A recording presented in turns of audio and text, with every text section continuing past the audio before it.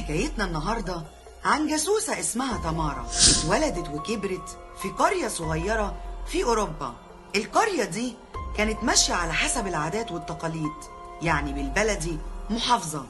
ودخلت مدرسة للبنات ما كانتش مشتركة، حتى المدرسات كانوا ستات. فحست ان المكان ده مش ممكن يتغير، وده اللي خلاها تحس انها غريبة في وسط الناس دي.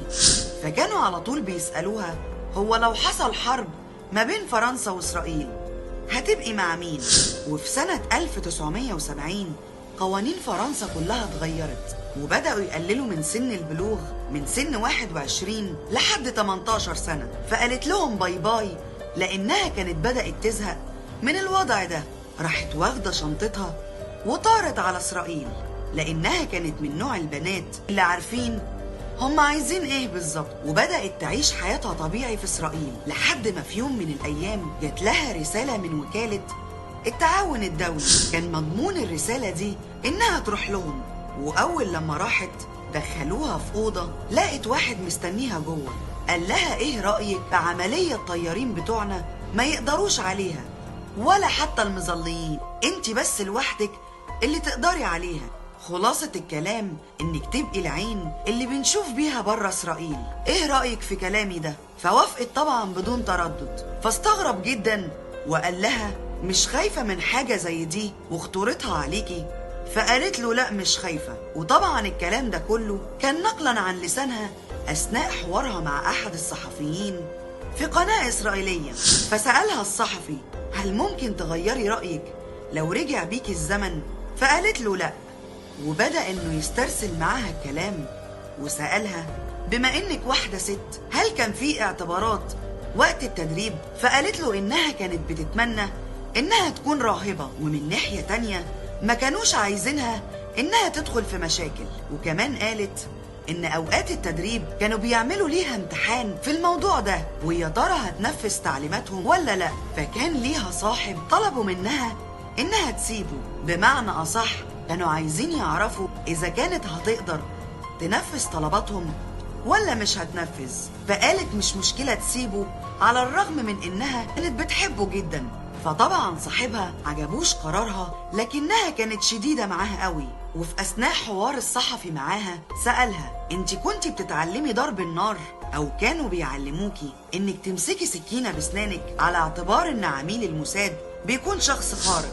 فقالت له أنا عارفة إن الانطباع اللي بيتاخد عن عميل الموساد مش أفضل حاجة وكأنه جيمس بوند، لكن الخطير إنه يتقبض عليه في دولة المفروض إن ما يكونش موجود فيها. وعشان كده من الأفضل إنه ما يبقاش معاك سلاح، وسلاحك الوحيد هو تزوير حقيقتك. وكملت كلامها وقالت إن أيام حرب أكتوبر كانت فترة صعبة جدا عليهم، وكانوا خايفين إن بيوتهم تتهد على دماغهم. فسألها الصحفي بعتوكي على فين؟ فعلى حسب روايتها قالت إنهم بعتوها على مصر أيام حرب أكتوبر. فكمل سؤاله وقال لها ووصلت هناك إزاي؟ فكان ردها إنها راحت على أوروبا علشان تجهز قصة وشخصية مزيفين، وإنها تمسح أي حاجة تخص إسرائيل أو تربطها بيها أو كونها يهودية من الأساس. وبما إنها كانت هتعيش في وسط الشعب المصري فكان لازم تظهر إنها من الطبقة الأرستقراطية.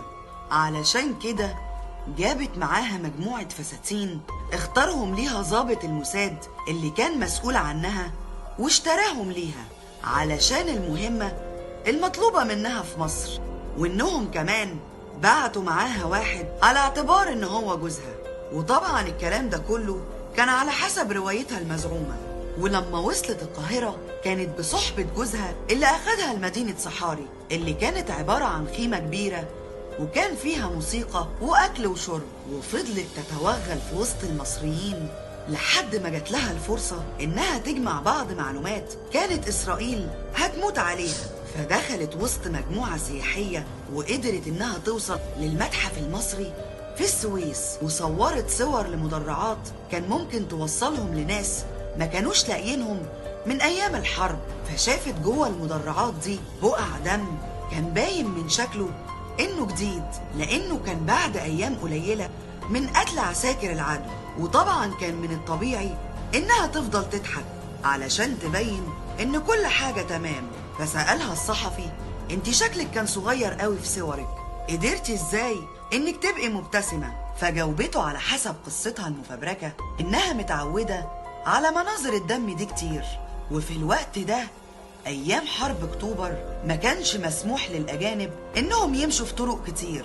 واثناء ما كانت مع جوزها، او اللي كانت عاملة ان جوزها اللي هو صاحبها بمعنى اصح، في وقت ما كانوا ماشيين في طريق ضلمة، قابلت في طريقها مخبأ صواريخ طويلة المدى أو إنها رادارات.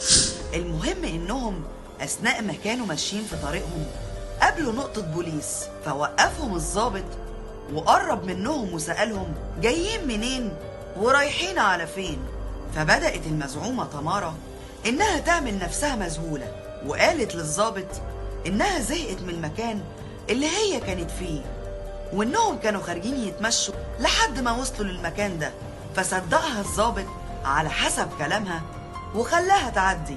وعلى حسب سردها للأحداث في قصتها الفاشلة، قالت إن قلبها كان هيقف علشان الحاجات اللي كانت معاهم ما كانش ينفع إنه يشوفها، زي ما هتسمعوا منها كده دلوقتي. והשוטר ניגש לחלון שלי ושואל מאיפה באנו, ואני אומרת, ולאן אתם נוסעים, ואני אומרת, ואז הוא אומר, למה? אז אני משחקת את הטיפשה עם העיניים הפתוחות. ואז אני אומר, כי היה נורא משעמם שם. והשתכנע ונתן לנו לנסוע. היו הרבה דפיקות לב. כי היו הרבה דברים באוטו שלא כל כך רצינו שימצאו. מי שחיבר בינינו והכיר היטב, גם אותו וגם אותי, ראה באחריות שלו את הסיטואציה הבלתי אפשרית שבה הוא הכניס את שנינו, וחשב לא נכון לתת לזה להמשיך להתקיים כפי שזה התגלגל, ודאג להפריד, כן. ואת קיבלת את זה בצורה... מה זה כעסתי?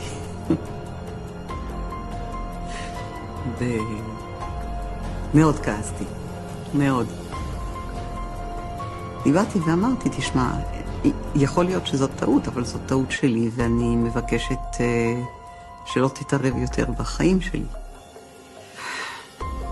יחד עם זאת, היה בכוחו של אותו אדם להתנהג בדיוק כמו שאני התנהגתי, ולהגיד, רגע פוס, אני לא מסכים, ובוא נעשה מה שאנחנו רוצים, והוא לא עשה את זה. ולכן, מי שהחליט כנראה צדק, שלא היינו צריכים להיות יחד.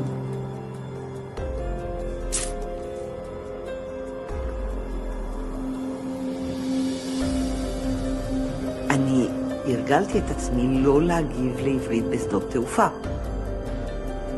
ואז זה הביא אותי למצב מאוד מביך, מאוד קשה, שבו אני מסתובבת עם הבת שלי בחופש, באירופה. ובשדה תעופה היא קוראת לי אמא, ואני לא זזה. חלק מהעמידה בכיסוי.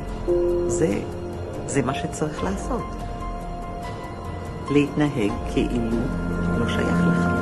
وفي النهاية أحب أقول لكم إن كدب مساوي ولا صدق منعكش، وأتمنى أسمع رأيكم إن كانت قصتها حقيقية ولا مزيفة. عموما كده أو كده اوعى تنسى إنهم هيفضلوا أعدائنا مدى الحياة. واشوفكم على خير في الحلقة الجاية، وسلام عليكم. والحب يا طرد اللذات في الهلا